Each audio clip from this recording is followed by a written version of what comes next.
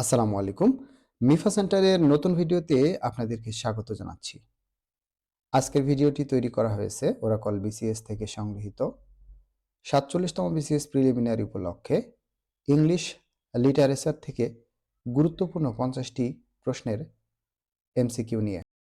১ নম্বর প্রশ্ন আছে, she is like a red rose. A red rose is an example of. দেখেন, যখন কোনো দুইটা জিনিসের মধ্যে তুলনা করা হয় তখন সেক্ষেত্রে যদি লাইক বা অ্যাজ শব্দটি ব্যবহার হয়ে থাকে, যেমন এই সেন্টেন্সে ব্যবহার হয়েছে লাইক, লাইক বা অ্যাজ, এএস, অ্যাজ এই শব্দটি যদি ব্যবহার হয় তাহলে সেটি হবে সিমিলি। সিমিলি মানে তুলনা করা দুটি বস্তুর ভিতরে। আর যদি লাইক বা অ্যাজ শব্দটি ব্যবহার না করে তুলনা করা হয় তাহলে সেটি হবে মেটাফোর। মেটাফোর অর্থ রূপক। তাহলে she is like a red rose, এই যে এমসিকিউটি আছে এটি হবে সিমিলি, কারণ এখানে লাইক শব্দটি ব্যবহার হয়েছে। আবার যদি মেটাফোরের একটি উদাহরণ আমরা দিই, ধরেন লাইফ ইজ এ জার্নি, লাইফকে জার্নির সাথে তুলনা করা হচ্ছে, কিন্তু এখানে দেখেন লাইফ ইজ এ জার্নি, এখানে লাইক বা অ্যাজ এই শব্দটার কোনো ব্যবহার কিন্তু নাই, এজন্য সেটা হবে মেটাফোর। তো আশা করি বিষয়টা বুঝতে পেরেছেন। সিমিলি এবং মেটাফোর দুইটাই কিন্তু বিসিএস প্রিলিমিনারির জন্য খুবই গুরুত্বপূর্ণ। এরপরে পরের প্রশ্ন আছে, এ ফিকশন মিনস। ফিকশন জিনিসটা কি? ফিকশন হলো এ branch of literature that describes imaginary people and events. কাল্পনিক যে লোক এবং ঘটনা যখন বর্ণনা করা হয় তখন সেটা হবে ফিকশন। এরপরের প্রশ্ন আছে, the repetition of similar ending sounds. Similar ending sounds যদি এক হয় তাহলে সেটা হবে rhyme. Melodrama is a kind of play. Traditional themes. এরপরের প্রশ্ন দেখেন, ব্যালাড। ব্যালাড অর্থ হচ্ছে গীতিকা, বাংলায় আমরা এটাকে বলি গীতিকা। Ballad is a kind of short narrative poem, মানে অল্প বর্ণনার যে কবিতা আছে সেটাকে ব্যালাড বলা হয়। পরের প্রশ্ন আছে, what is the meaning of the word euphemism. Euphemism এর মিনিংটা কি হবে? এটা কিন্তু খুব গুরুত্বপূর্ণ একটা প্রশ্ন। এটার আমি একটু যদি বুঝাইয়ে দিই, মানে শ্রুতি কটু কোনো জিনিস যখন শ্রুতি মধুর করে কারো সামনে তুলে ধরা হয় তখন সেটা হচ্ছে এই ইউফেমিজম বলা হয়। In offensive expressing. 57 নম্বর প্রশ্ন, 10,000 saw I at a glance is an example of hyperbole. দেখেন, হাইপারাবোলের অর্থ হচ্ছে অতিশয়োক্তি, অর্থাৎ যা নেই তার থেকে অনেক বাড়িয়ে বলা। এখন আপনি এক নজরে, অ্যাট এ গ্লান্স মানে এক নজরে, 10,000 স 10,000 ফুলকে আপনি এক নজরে দেখতে পারবেন? এটা কিন্তু আসলে কি ওখানে 10,000 ফুল আছে? বিষয়টা এরকম যে ওটা যা নেই তার থেকে বাড়িয়ে বলা যখন হবে তখন সেটা হবে হাইপারবোল। ঠিক আছে? এরপরের প্রশ্নটা দেখেন, হোয়াট ইজ ক্যাটাস্ট্রফি। ক্যাটাস্ট্রফি হচ্ছে the tragic the comic tragic end of the play. The comic tragic end of the play. পরের প্রশ্ন, if winter comes can spring be far behind. এটার যদি বাংলা করা হয়, মানে এটা একটা প্রবাদ টাইপের, মানে পিবি শেলির একটা গল্প, মানে কবিতার লাইন, কিন্তু এটা একটা প্রবাদ আছে, দুঃখের পরে সুখ আসে। এটার যে লাইনের থিমটা, অর্থটা এরকম, দুঃখের পরে সুখ আসে। ইফ উইন্টার কামস, যদি শীত আসে, ক্যান স্প্রিং ফার বিহাইন্ড, বসন্ত কিন্তু তার পেছনে থাকে। বসন্ত কি দূরে থাকে এটা বলা হচ্ছে, মানে শীতের পরপরই যে বসন্ত আসে এই জিনিসটা কিন্তু বোঝানো হচ্ছে। তাহলে এটা লিখেছেন লাইন বা written by PB Shelley. PB শেলির একটি গুরুত্বপূর্ণ এবং খুব মানে পরিচিত একটি উক্তি হলো এই লাইনটা। এটা বিভিন্ন চাকরির পরীক্ষায় আসে, শুধু বিসিএস না, অন্যান্য চাকরির পরীক্ষায়ও এখান থেকে প্রশ্ন আসে। এর পরের প্রশ্নটা আমরা দেখি, who authored that statement, injustice anywhere is a threat to justice everywhere. কোনো জায়গায় যদি ইনজাস্টিস হয় তাহলে এটা কিন্তু সকল যে জাস্টিস বা ন্যায় বিচারের জায়গাগুলো আছে সেখানকার কিন্তু একটা থ্রেট হয়ে দাঁড়ায়। এটাই বলছেন, এই কথাটা বলছেন একজন জনপ্রিয় ব্যক্তিত্ব, তিনি হচ্ছেন আব্রাহাম লিঙ্কন। কে বলেছেন? Abraham Lincoln. Cowards die dash time before death, এখানে কোনটা হবে? Many times, much time, enough time. এটা হবে মেনি টাইমস। এটা কিন্তু একটা বিখ্যাত উক্তি, রোমান সম্রাটের সম্ভবত। Cowards die many time before their death, মানে ভীরুরা মরার আগে বারবার মরে। ঠিক আছে।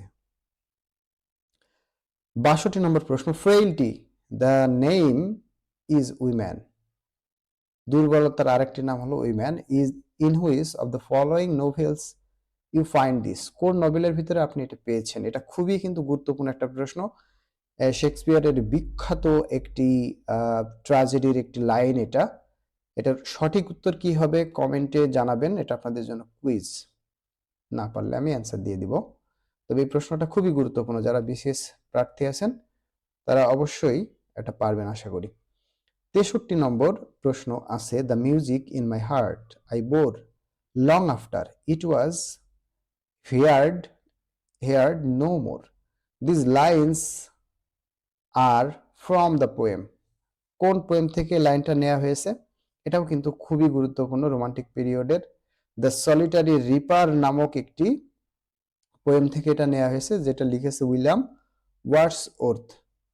দেখেন, ইংলিশ লিটারেচারের গুরুত্বপূর্ণ সাহিত্যিকগুলো কিন্তু রোমান্টিক পিরিয়ডে আছে, যেমন পিবি শেলি, এসটি কলিজ, উইলিয়াম ওয়ার্ডসওর্থ, তারপরে জন কিটস, এরা কিন্তু সবাই গুরুত্বপূর্ণ। উইলিয়াম শেক্সপিয়ারেও খুব গুরুত্বপূর্ণ। শেক্সপিয়ার থেকে 2-3টা প্রশ্ন থাকবে। তো এর পরের প্রশ্নটা আমরা যদি দেখি, sweet are the uses of adversity was stated by, sweet are the uses of adversity, এই যে বিখ্যাত উক্তি এটা করেছেন উইলিয়াম শেক্সপিয়র।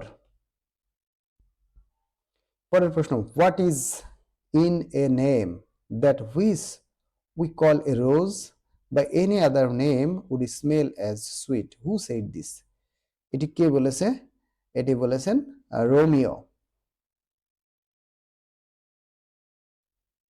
পরের প্রশ্ন, all the perfumes of Arabia will not sweeten this little hand, who said this, আরবের সকল পারফিউম উইল নট সুইটেন, মিষ্টি করতে পারবে না, দিস লিটল হ্যান্ড, এই ক্ষুদ্র হাতকে, মানে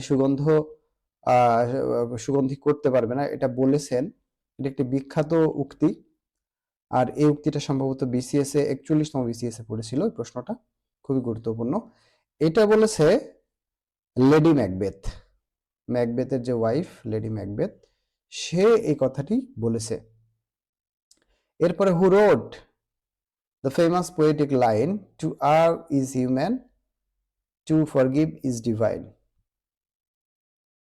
এটার বিখ্যাত যে উক্তিটি, এই উক্তিটি করেছেন সকলের প্রিয় writer Alexander pope.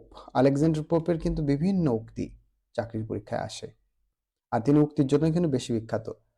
Some book are to be tasted, others to be swallowed, and some few to be chewed and digested. Said, কে এই কথাটি বলেছেন? এটা কিন্তু খুব গুরুত্বপূর্ণ একটা লাইন, এটা ফ্রান্সিস বেকনের লাইন। ফ্রান্সিস বেকন এই কথাটি বলছে যে সাম বুকস, কিছু বই, আর টু বি টেস্টেড, টেস্ট করতে হবে, মানে সব আপনাকে পড়তে হবে না, জাস্ট আপনি কিছু জিনিস দেখে দেখে বুঝতে হবে, টেস্ট করতে হবে। আদার টু বি শ্যালোয়েড, কিছু আছে আপনাকে গলাৎকরণ করতে হবে। And some few books to be swallowed and digested, কিছু বই আছে আপনাকে একদম হজম করে ফেলতে হবে, মানে অনেক বেশি পড়তে হবে। অর্থাৎ এর দ্বারা তিনি বোঝাতে চাচ্ছেন যে সব বই আমাদেরকে পড়তে হয় না, বইয়ের যে গুরুত্ব এটা বুঝে আমাদেরকে পড়তে হবে, অর্থাৎ যে বইটা বেশি গুরুত্বপূর্ণ সেটা ভালোভাবে পড়তে হবে, ডাইজেস্ট করতে হবে। দেখেন, cowards die many times before their death বাক্য বাক্যটি শেক্সপিয়রের কোন নাটক থেকে উদ্ধৃত হয়েছে? এই বাক্যটি রোমান সম্রাট জুলিয়াস সিজার, এই যে জুলিয়াস সিজার নাটক, এই নাটক থেকেই কিন্তু গৃহীত হয়েছে। এটা রোমান সম্রাট জুলিয়াস সিজারের উপরে তৈরি করা নাটক। Reading makes a full man, conference a ready man, writing an exact man. Who said this? কথাটি বলেছেন সকলের প্রিয় একজন রাইটার, তিনি হচ্ছেন ফ্রান্সিস বেকন। ফ্রান্সিস বেকনের যে উক্তিগুলো আছে খুবই গুরুত্বপূর্ণ এবং প্রেরণাদায়ক, এগুলো আপনি পড়লে অনেক মোটিভেট হবেন।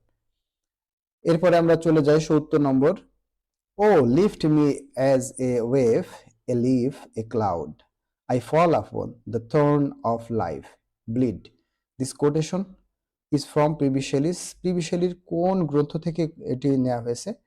এটা নেওয়া হয়েছে Ode to the West Wind, পশ্চিম সমীরণের গান, এরকম একটা যে বাংলা করলে হয়।